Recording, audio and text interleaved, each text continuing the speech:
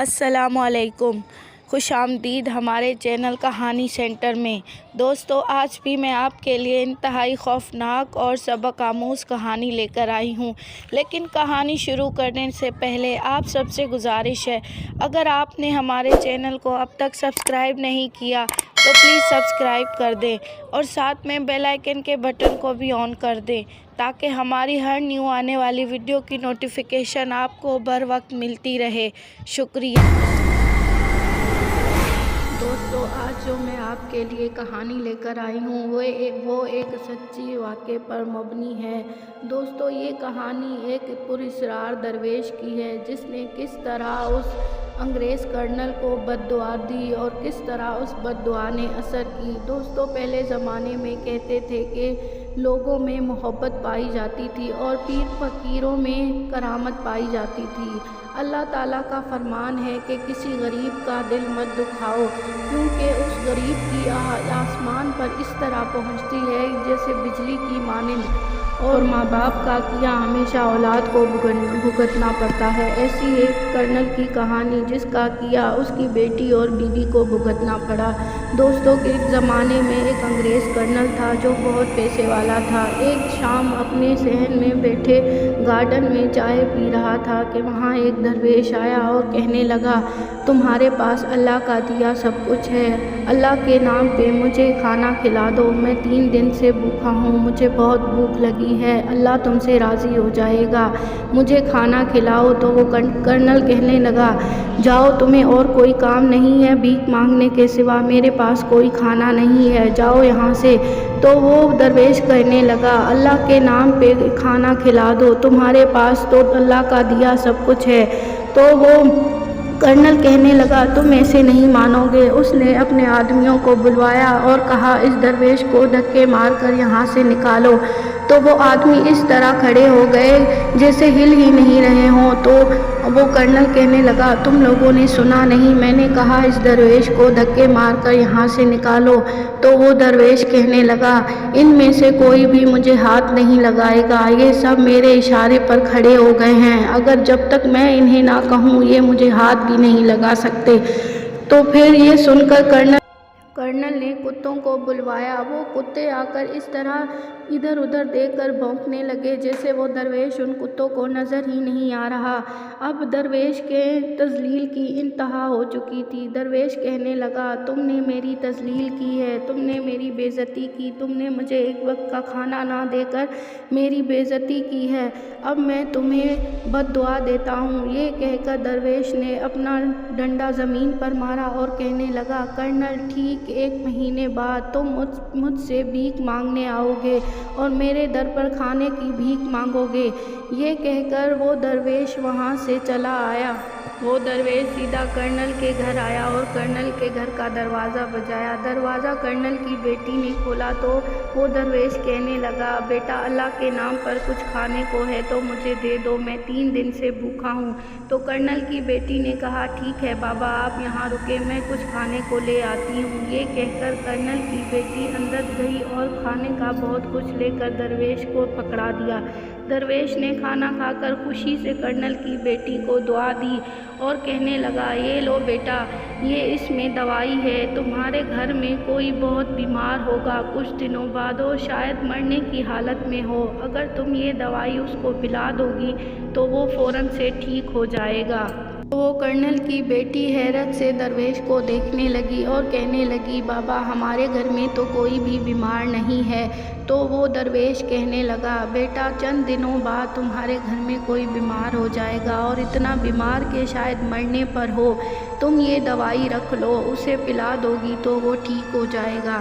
تو کرنل کی بیٹی نے حامی میں سر ہلایا اور وہ دوائی درویش سے لے لی، اپنے پاس رکھ لی۔ یہ کہہ کر درویش بھی اپنی منزل کو واپس ہوا۔ کچھ دنوں بعد جب کرنل واپس آیا تو لڑکھڑا کر زمین پر گرنے لگا۔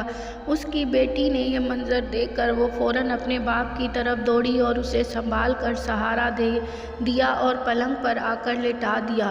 وہ اتنا بیمار ہوا کہ یہاں وہاں بہت سے ڈاکٹر سرجن کو بلوایا اور اس کی ईमानदारी को लग गए। और वहाँ जनरल की बेटी और बीवी जब घर आए तो जनरल ने उन्हें सारा वाक़या सुनाया कि किस तरह एक दरवेश उनसे भीख मांगने आया और किस तरह जनरल ने दरवेश की तज़लील की और किस तरह दरवेश ने उसको बद्दुआ दी। तो उसकी बीवी और बेटी कहने लगे, आपको ऐसा नहीं करना चाहिए था, आपको उसे खाना दे देना चाहिए था, क्यों आपने एक दरवेश की बद्दुआ दी। तो वो जनरल कहने लगा, बस मुझे उस वक्त गुस्सा आ गया था, उसने अल्लाह के नाम पे मांगा तो मैं गुस्से से आग बबूला हो गया और मुझसे ये गलती हो गई। छोड़ो, ये सब वहम की बातें हैं, कोई पुरस्रार दरवेश नहीं है, कोई अल्लाह वाला दरवेश नहीं है कि उसकी बद्दुआ लग जाए। तो एक रोज़ कर्नल और जनरल की बेटी रूसी की बहुत अच्छी दोस्ती थी आपस में। जनरल की बेटी को कर्नल की बेटी ने बताया कि मेरे वालिद की तबीयत बहुत ज़्यादा ख़राब है। तो जनरल की बेटी ने आके जनरल को बताया कि बाबा, कर्नल की तबीयत बहुत ज़्यादा ख़राब है, हमें वहाँ चलना चाहिए, उनका पूछना चाहिए। तो जनरल ने हामी भरी और अपनी बीवी बेटी को लेकर वो कर्नल के घर आए। तो वहाँ जनरल की बेटी को रूसी ने बताया कि हमारे घर एक दरवेश आया था और अल्लाह के नाम पे कुछ खाने को मांग रहा था। मैंने उन्हें खाना दिया तो वो खुश होकर एक पुड़िया मेरे पास छोड़ गए कि हमारे घर कोई बीमार होगा, और उसकी ये पेशन गोई सही भी हुई। मुझे तो वो दरवेश बहुत अजीब लगा। तो जनरल की बेटी कहने लगी, हाँ, वो दरवेश वाकई में कोई अल्लाह वाला था, मेरे बाबा ने उसकी बद्दुआ ली। सारा वाक़या रूसी को जनरल की बेटी ने बताया तो उसे बहुत अफसोस हुआ और वो कहने लगी, तुम्हारे बाबा को ऐसा नहीं करना चाहिए था, उस दरवेश को खाना दे देना चाहिए था। तो जनरल की बेटी ने कहा, हाँ, हमने भी बाबा से यही कहा। खैर, कुछ दिनों बाद जब रूसी अपने बाबा के कमरे में उससे मिलने आई तो उसे डॉक्टरों ने देखकर कहा, ठीक है, अच्छा हुआ आप आ गए, हमें आपसे कुछ ज़रूरी बात करनी है। तो रूसी कहने लगी, बोलो डॉक्टर्स, क्या कहना है आपको, मेरे बाबा तो ठीक हैं। तो वो डॉक्टर्स कहने लगे, तुम्हारे बाबा बस एक रात के मेहमान हैं, हमने बहुत कोशिश की पर हम इनकी बीमारी को पकड़ नहीं सके, हमें समझ में नहीं आ रहा कि इन्हें क्या है, हम बस तुम्हारे बाबा एक रात के मेहमान हैं। ये सुनकर रूसी वहीं पर रोने लगी बाबा के सामने और अल्लाह से दुआ करने लगी कि अचानक उसे वो दरवेश की पुड़िया याद आ गई और वो फ़ौरन अपने कमरे की तरफ दौड़ी और वहाँ जाकर उस दरवेश की दी हुई पुड़िया को निकाला और फ़ौरन आकर अपने बाबा को पिला दिया। उस पुड़िया की दवाई का पीना था कि कर्नल फ़ौरन से उठ खड़े हुए और जैसे उन्हें कोई बीमारी थी ही नहीं।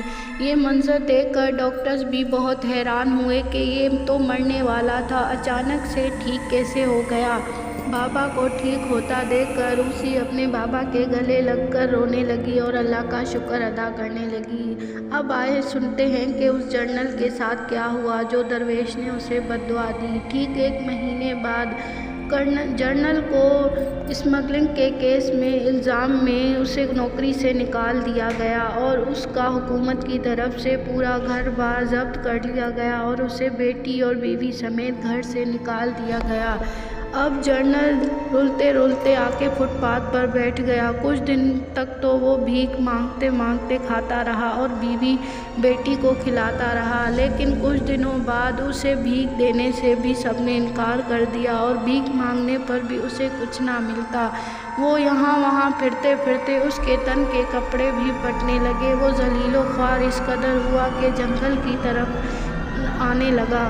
जब वो जंगल पहुंचा तो उसे दूर से एक झोंपड़ी नज़र आई। वो चलते चलते बीवी बेटी को लेकर उस झोंपड़ी के करीब पहुंचा और कहने लगा, अल्लाह के नाम पे खाने को कुछ है तो दे दो, हम 3-4 दिन से भूखे हैं, हमें कोई खाना भी नहीं खिला रहा, आपके पास अगर है तो हमें कुछ खाने को दे दो। ये कहकर वो रोने लगा तो उस झोंपड़ी में से वही दरवेश निकला। उस दरवेश को देखकर जनरल हाथ जोड़कर गिड़ गिड़ा कर रोने लगा और उससे माफ़ी मांगने लगा। दरवेश ने कहा, तुम सब यहाँ बैठो, मैं कुछ खाने को ले आता हूँ।